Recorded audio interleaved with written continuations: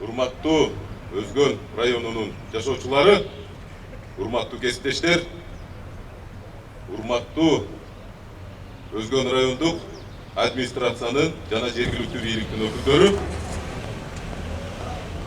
өзүңүздөргө белгилүү болгондой, бул кезектеги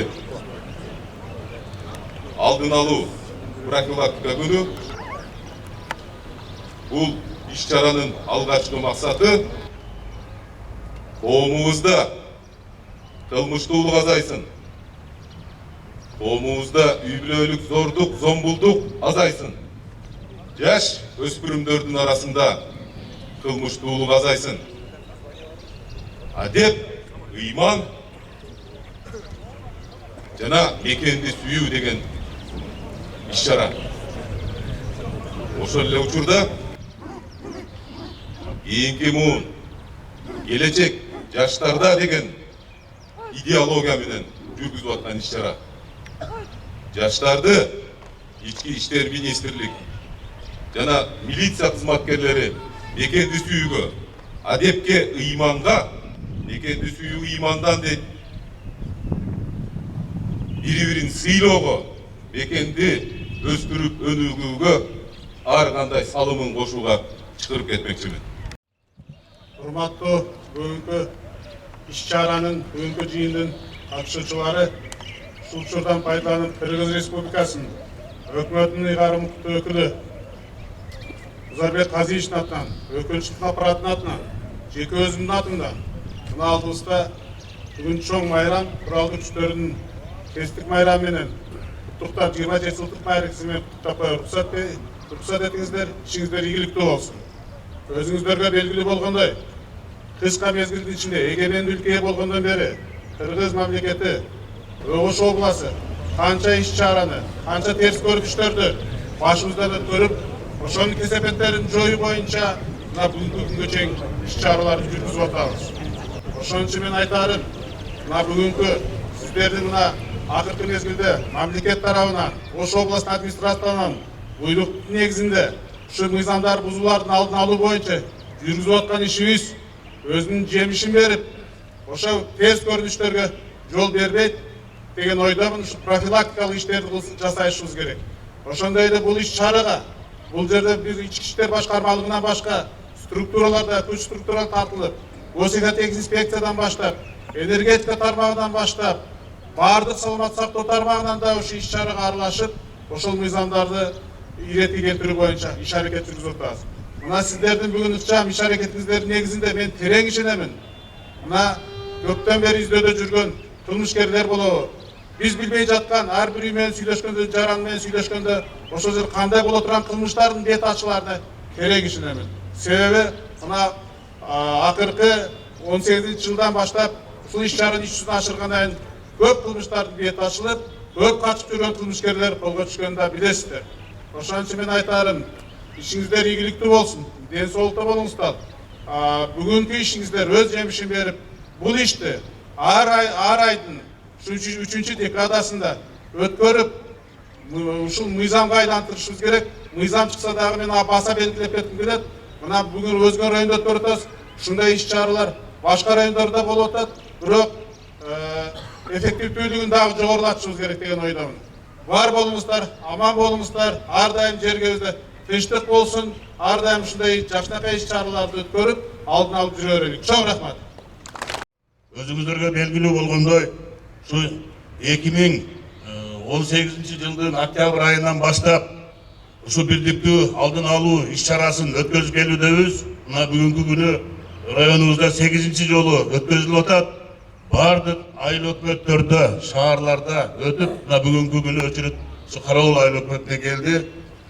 Эми өзүңүздөргө белгилүү болгондой, 2005 жылдын 25 апрелинде Атайын Кыргыз Республиканын мыйзамы чыккан. Ошо мыйзамда Ош областынын ички иштер башкармасынын башчысы Валик Абсаматович айткандай, ушул биздин мамлекетибиздин тынчылыгы, ошонун баягы бардык кесепеттердин алдын алуу, ошондой эле социалдык экономикалык муктаждыктарды ушу элдин арасында кошо жүрүп, үймө үй кирип, ушул группалар иштеп, ошолордун үстүндө иш алып баруу максаты. Ошондуктан урматтуу бүгүнкү бирдикти алдын алуу иш-чаранын катышуучулары, баарыңыздарды ушул иш-чарада активдүү катышып, ушуну бир жакшы жыйынтык болот деген ишеничтемин. Ошондой эле Өзгөн шаардын тургундары, ушу жыйын катышуучулары, биз да ушу жетекчилерге кошулабыз. Өзгөн шаардын жаштары баардык иш-чараларды колдойбуз. Ынтымак болушун, кыймылчылык азайышын каалайбыз. Чоң рахмат.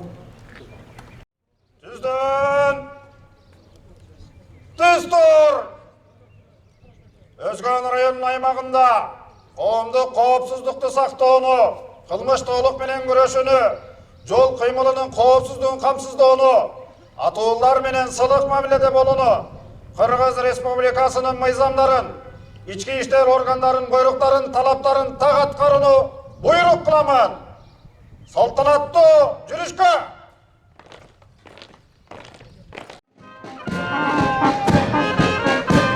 Андан кийинки түзүм Өзгөн райондук ички иштер бөлүмүнүн жалпы өздүк курамы өтүүдө.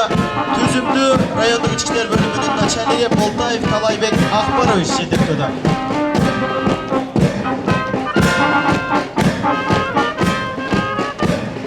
Кийинки курам Өзгөн райондук ички иштер бөлүмүнүн өздүк курамы. Курамды Өзгөн райондук ички иштер бөлүмүнүн начальнигинин орун басары Төрөгелдиев Сайыр мырза алып барууда. Негизинен Өзгөн райондук ички иштер бөлүмү Өзгөн район аймагында коомдук тартип сактоодо жана кылмыштуулук менен күрөшүүдө жумуш алып барышат.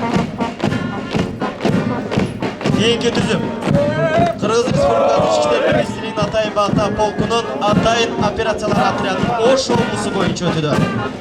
Түзүмдү командир Жунусов Давлет жетектөөдө. Кийинки түзүм Кыргыз Республикасынын ички иштер министрлигинин Атайын Бата полкунун 3-чү батальону. Кийинки түзүм ички аскер кызматы топтоо 703 аскер бөлүмүнүн рота командири улук лейтенант Карасатов жетектөөдө.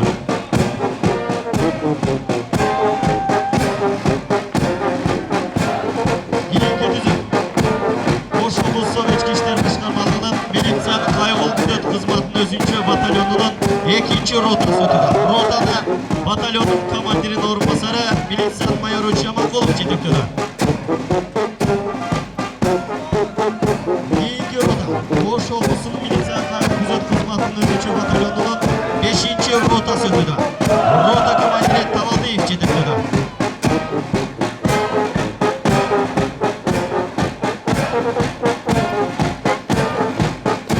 Кийинки түзүм жаш жол коопсуздук инспекторлору өтүүдө. Негизинен жаш жол коопсуздук инспекторлору Кыргыз Республикасы боюнча 1-чи орунду жана Казак Республикасында 3-чү орунду ээлеп келишкен.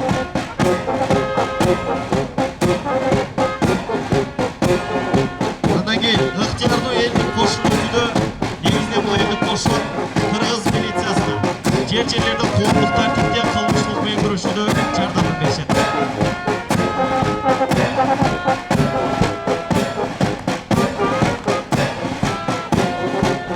Алибе арыздарда Ош облусунун ички иштер башкармалыгы жалпы техникалар өтүүдө. Эң алгачкы жол коопсуздук камсыздоо кызматынын техникалары өтүүдө. Бул техникалар, атайын техникалар Ош облусунун аймагында жол коопсуздук камсыздоодо керектелет. Негизи Ош облусунун аймагы боюнча 23 атайын жол коопсуздук техникасы бар.